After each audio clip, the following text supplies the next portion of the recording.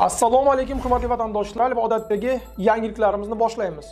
Boshlashdan oldin katta iltimos, meni ko'rayotgan bo'lsangiz, podpiskani bosinglar. Podpiska bizning kanalimizga rivojlanishiga juda ham yordam beradi. Iltimos, shuni bosib qo'yinglar. Moskva hamda Moskva oblasti va Sankt-Peterburgdagi hamyurtlarimizga 10 yillik stajiga ega ishonchli dokument xizmatlarini taklif qilamiz.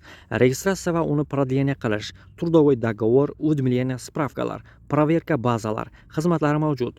Muhim eslatma, Amina ilovasi to'liq ishlamaganligi sababli registratsiya qilmaganlar zudlik bilan ushbu xizmatdan foydalaning. Hoziroq ekrandagi raqamlarga qo'ng'iroq qiling yoki WhatsAppdan yozing. Tezkor xabar: Sankt-Peterburg qurilishida 2 fojia yuz berdi. Assalomu alaykum qadrli mehmon, videodan to'liq xabardor bo'lish uchun videoga like va podpiskatsiya tugmalarini bosib qo'ying.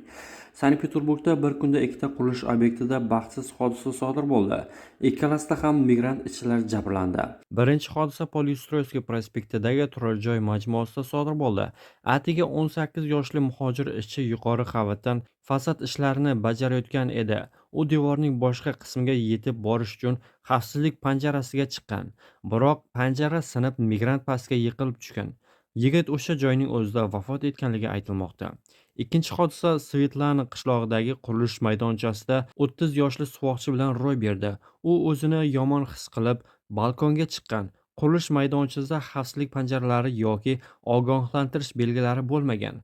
Ichi o'zini tuta olmay sirpanib ketgan va balandlikdan yiqilib tushgan. U og'ir ahvolda kasalxonaga olib ketildi. Mehnat inspeksiyasi vakili asosiy sabab ishning yomon tashkil etilganligi ekanligini ma'lum qilgan.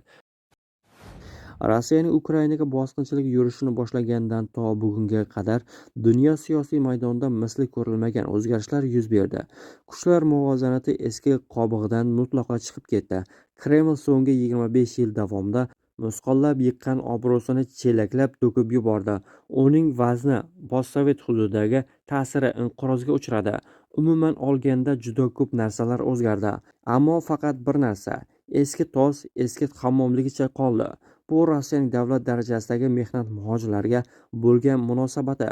Rasmiy Moskvaning pul topish ilinjida ham, o'z moliyaviy ahvoliga ham Rossiya mehnat bozoriga ko'mak beradigan muhojirlarni sariq chaqaga ilmasdan davom etishda hech qanday o'zgarish yo'q. Hatto bu holat o'zining chirkin ko'rinishi va cho'qqisiga chiqib, Rossiyaning mehnat muhojirlarini odam o'rnida ko'rmaslik borasidagi asl basharasini yanada ochib tashladi. Ayniqsa bu vaziyat boshqa davlatlar bo'lib ham o'ziga ittifoqchi bo'lganlarning fuqarolarini ochiqdan ochiq bosqinga jalb qilish kabi o'ta manfur qadamlarda namoyon bo'lmoqda. Bu esa nafaqat inson huquqlarini, balki unga qo'shib o'sha davlatlarni o'zini ham bir tengga olmaslik, teng ko'rmaslikdan boshqa narsa emas. Bu o'z o'rniga. Bugun bu haqda gaplashmoqchi emasmiz. E'tiboringiz markazida yana Qalampir.uz'ning Rossiyaga bormang nomli seriyali ko'rsatuvining navbatdagi soni. O'zbekistonliklar Putinning Ukrainadagi shafqatsiz bosqinda chetdan yollanganlar ichida karvonboshilik qilayotgani ochiqlandi. Aslida O'zbekiston bilan bog'liq ushbu o'ziga xos antirekord joriy yil yozdayoq urib bo'lgandik. Bu dahshatli raqamlar yil boshidan buyon ko'pchilikni hayratga solib kelmoqda. Ukrainada faoliyatini boshlagan Хочу жить, ya'ni yashashni xohlayman nomli loyihadan ko'pchilikning allaqachon xabari bor. Bu loyiha Ukraina Mudofaa vazirligi va Bosh razvedka boshqarmasi ko'magida tashkil etilgan. Yashashni xohlayman loyihasi asosan Rossiya tomonidan yollangan va bosqinda jon taslim qilgan yoki bedarak yo'qolgan chet el fuqarolarining ro'yxatini shakllantirib, ular haqida ma'lumotlar yig'ish bilan shug'ullanadi. Yashashni xohlayman tomonidan Ukrainaga bosqinda qatnashish uchun Rossiya bosqinchi kuchlari bilan shartnoma imzolagan 1110 nafar O'zbekiston fuqarolarining ismi shariflari e'lon qilinganda, o'shanda ushbu loyihaning ijtimoiy tarmoqlardagi sahifalarda e'lon qilingan xabarda bu ro'yxat faqat fuqarolarni hisobga olingani, ammo qolgan etnik o'zbeklar ham inobatga olinsa, raqamlar yanada kattarishi ta'kidlangan. So'nggi ma'lumotlarga ko'ra, 2025-yil hisobiga 1,8 million o'zbekistonlik Rossiyaga qadam qo'ygan. Aksariyati mehnat qilish vaji bilan borgan. Bunday katta raqamdagi o'zbekistonliklar Rossiya uchun oson o'ljaga aylanishda davom etmoqda. Ular Putinning qonli menyusidagi eng yengil hazm qilinishi mumkin bo'lgan xo'rakka aylanganligi achinarli holat. Shu bois o'zga davlatga qarshi bosqin harakatlarni olib borayotgan mamlakatga borish bugun eng yomon qarorlardan biri bo'lishi mumkin. Biz esa shunchaki Rossiyaga bormang degancha ushbu nom ostidagi ko'rsatuvning navbatdagi sonini yakunlaymiz. Manba: Qalampir.uz. Sankt-Peterburgda 7 noyabrdan boshlab migrantlar patent asosida taksida ishlay olmaydi. Yandex haydovchilarni ogohlantirmoqda va boshqa shaharlarda ishlash mumkinligi eslatilmoqda.